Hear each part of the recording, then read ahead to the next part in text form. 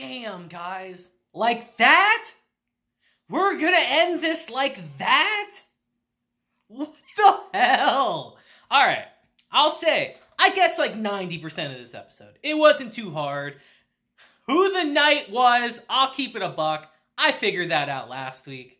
Literally when we first saw him. It was not hard to figure out at all. Honestly, it was pretty simple. But I didn't expect the little arc to end like this. That's bittersweet as hell. That's the only thing I didn't expect. I'm like, damn. We really do Sherry like that? Damn, man. Let's just get straight into it and talk about the Eminence in Shadow, episode 9 today, because it was pretty damn bittersweet at the end, I have to admit. So let's just get straight into it. So our episode begins today with us seeing Sherry and Sid actually jumpstart the artifact that they need so they can shut off the Eye of Avarice and get everyone's magic back. And now with the artifact fully restored, it's up to Sherry to go shut off the Eye of Avarice. So she actually shows Sid to the secret passage that's in the room that they're in. And just like Sid, I gotta admit, I love this stuff. Because secret passages are cool. Who doesn't like them? They're dope. They're really cool. And it's here we see a bit of Sherry's backstory as we see that as a young girl, she watched her mother get brutally, and I mean like brutally murdered at a young age, and that's got to be traumatizing. As we transition to the funeral and we see her father Lutheran approaching her, or her her future father say, "The world has lost a great woman. Your mother was an exceptional researcher. But more than that, she was a dear friend." As he tells Sherry that if you're not opposed to it, you can come stay with me. As Sherry explains that father gave me as much love and affection as he would his own flesh and blood. He even supported the research my mother left behind. So now it's my turn. And it's here we transition back to the president as Sherry tells him, "Sid, thank you for everything you've done." And Sid just tells her flat out, like, I didn't really do much at all, honestly. As he tells her, it's up to you now. Go save the world. And now that Sherry's gone, Sid can focus on the actual problem at hand. As we transition back to the auditorium, as we see the students trying to figure out something they can do, but there's really not much they can do in this situation. They're powerless. As Oriana tells the students, like, don't try anything. As we are now, we can't even block bullets, let alone swords. Besides, the dense magical energy emanating from him is in a whole other league. We probably couldn't beat him even with our magic. And it's here some kind of fuck stuff starts happening as we see the fake Shadow Garden members start shooting students for no reason, just to kill time. It's kind of fucked up. And it's here we see Sherry finally make her way to the auditorium as she looks down and just sees how dire the situation is. As she looks at the knight and sees that he's the one that has the Eye of Avarice. And it's here that she activates the artifact, throws it, and completely deactivates the Eye of Avarice, letting the barrier on the outside go down. And it's here that the second the barrier's down, Oriana jumps into action, literally kicking one of the intruders' heads off and grabs his sword. She's with the shits, man. As she says, our magic has been unsealed. It's time to fight back. As all the students rush in and start taking arms against the intruders. By the way, I know this is mega random and not about the video, guys. I'm going to throw this in real quick. If you hear rain in the background, I can't do anything about that. I'm sorry. And it's here that the knight walks up and asks his henchmen, like, what are you doing? Kill them all. And it's here that we see that the students in Oriana are fighting pretty hard to defend themselves, but they are getting pushed back. They are students, after all, against armed intruders. As we see that Oriana's getting jumped as she thinks to herself, is this the end?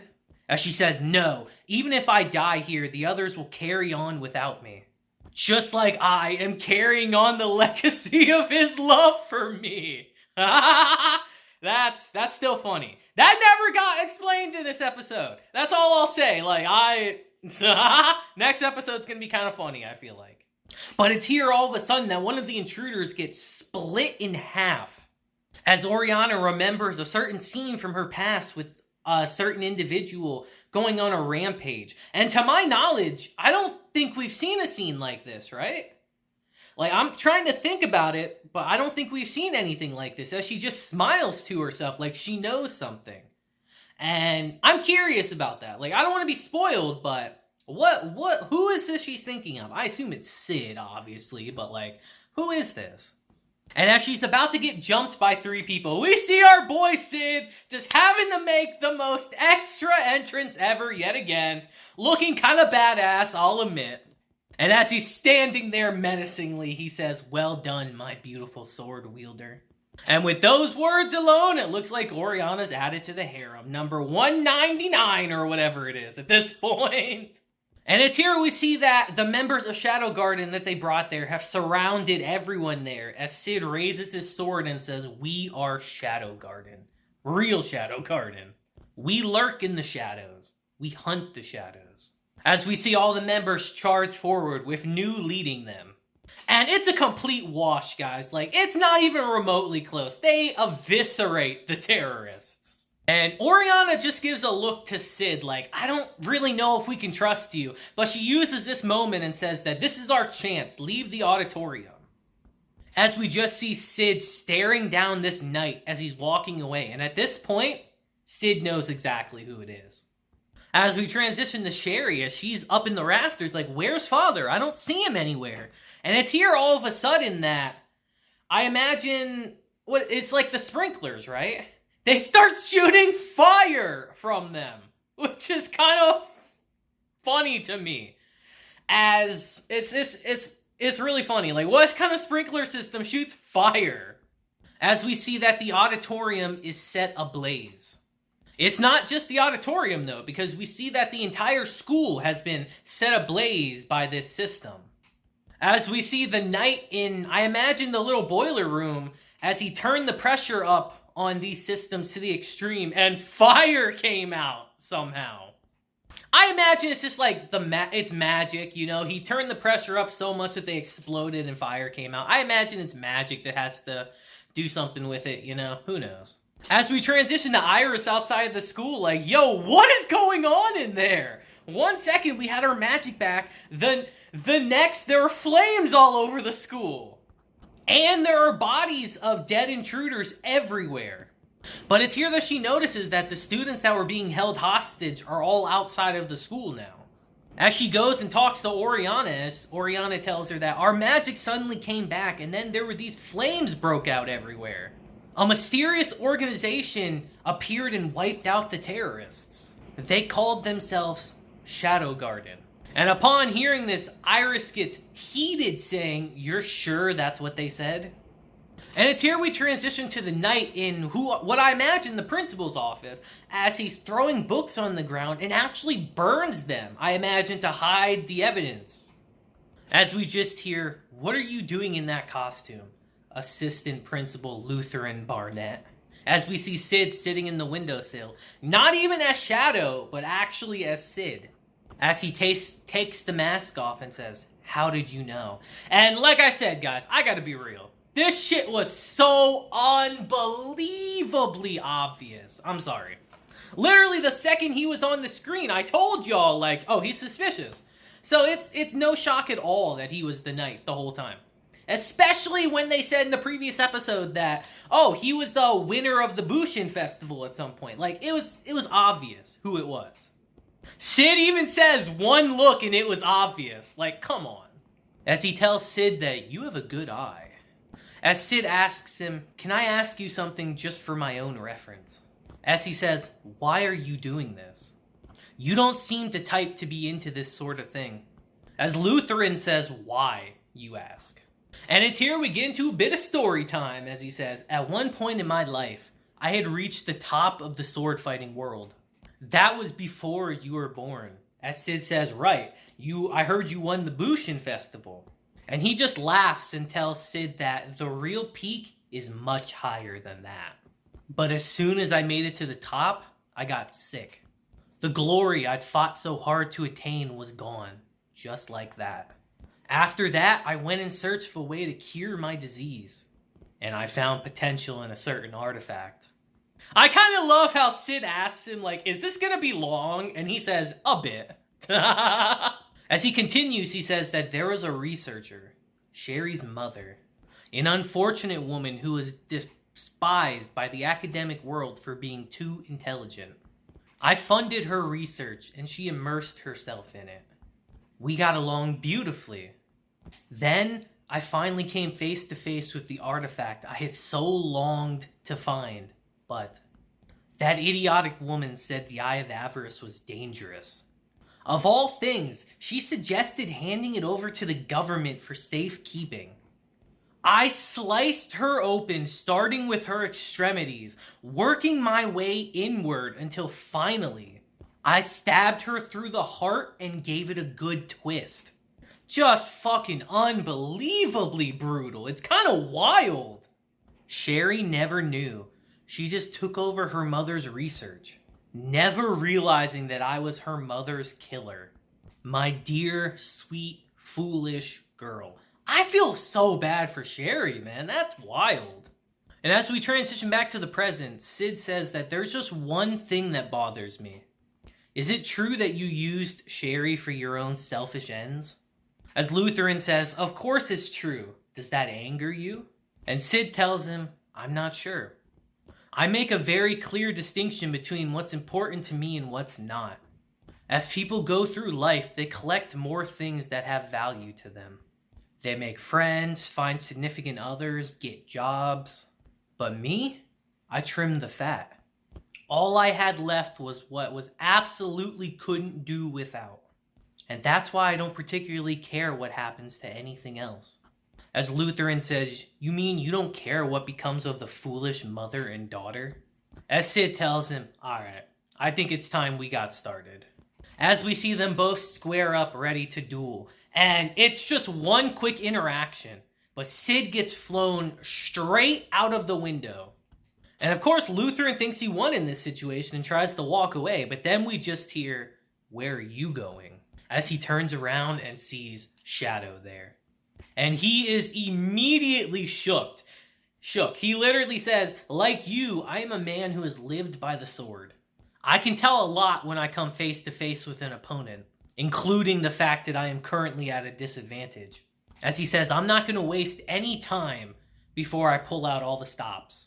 As he takes the artifact in the Eye of Avarice out and says, this is when you combine the Eye of Avarice with its control unit that it demonstrates its true value. As he absorbs its power into him and becomes really disfigured. As he says, my malady is being cured. Can you feel it? Can you feel the magical energy running wild? This power is far beyond any human abilities. I think I'll try it on you first as they start fighting.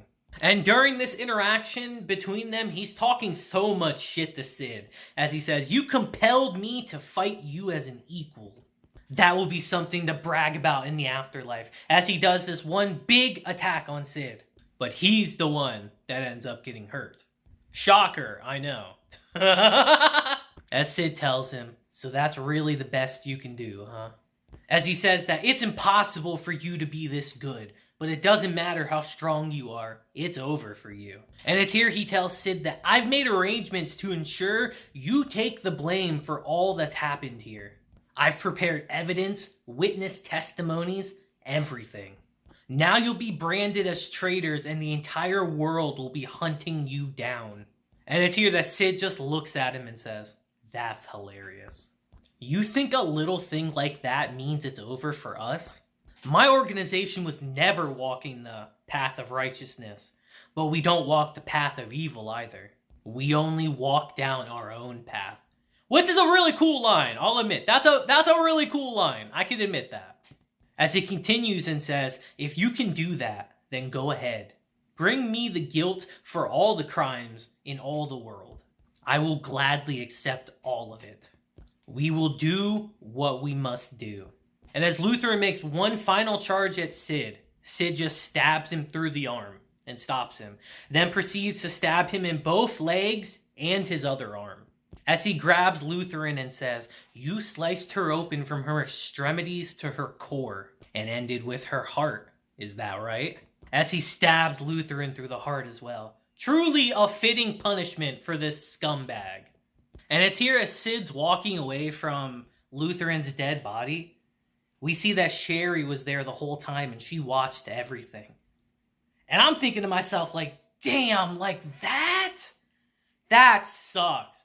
Because I was also thinking to myself through the episode, like, all right, we can't tell her. Like, we can't tell her what Lutheran was doing, right? That would crush her. We can't tell him how he really was. So I was thinking, like, how they were going to handle this. And they handled it like that. Damn. And naturally, she's devastated and starts breaking down on the spot. As Sid thinks to himself, like, you're better off not knowing. Which is so harsh, but true, honestly. She'd be even more devastated if she knew. And it's here we transition to Shadow Garden HQ as we see that Shadow is now the sworn enemy to the kingdom. Wanted for mass murder, kidnapping, arson, and robbery. Quite a rap sheet, to say the least. As she says, what a nefarious, evil being our boss is. But it's here we transition to the aftermath of the incident as we see that Sherry comes and approaches Sid to talk to him. As she thanks Sid for what he did and then tells him that, I have something to tell you. I decided to go study abroad in Lagos. There's something I need to do, and I can't do it with only the knowledge I have now. Besides, I have no reason to stay here anymore. She adds, I do wish that I could have gotten to know you better, Sid. As Sid tells her, yeah, maybe next time. And it's here that Sid asks her, like, hey, do you mind if I ask you what it is you need to do? And as we see the look in her eyes and the look on her face, you can tell instantly that Sherry's changed, and for the worse, as she tells him that it's a secret. As she tells him, I'll see you next time, and walks away.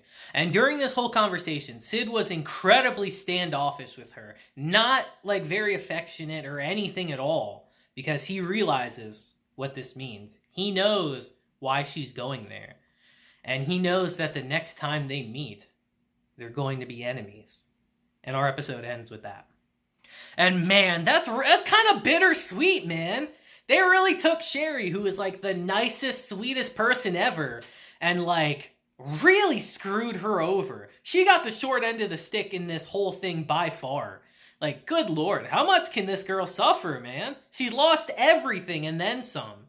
And now she's just on the path of revenge, and there's really nothing Sid can do, you know? Like, he didn't really have a choice. If anything, he helped her, but telling her that would only hurt her more. So he's in such a weird position to where he can't really get close to her because she hates him, or hates Shadow, I should say. And it's a weird situation. The next time they meet, they're for sure going to be enemies. For sure. She's going to try to kill him. That's why she's going over there. To try to find a way to kill Shadow. Like, it's obvious. And that sucks. I really like Sherry, and to see her go down that path, that does suck. I'll admit that, but this is a good little conclusion to our arc, you know? Even if Lutheran being the villain was the most obvious thing ever, because it was. It really was. I'm sorry. But it was still a fun little arc, you know? And I really want to see where we go from here with Sherry. Like, what's going to happen with her in the future? I'm very curious to know that. I don't think it'll be pretty. But until next time, guys, I hope you have a great day, week, month, and year. And until then, deuces, have a blessed day. And I pray what happened to Sherry doesn't happen to you guys. That shit would suck. But I'll see you guys next time.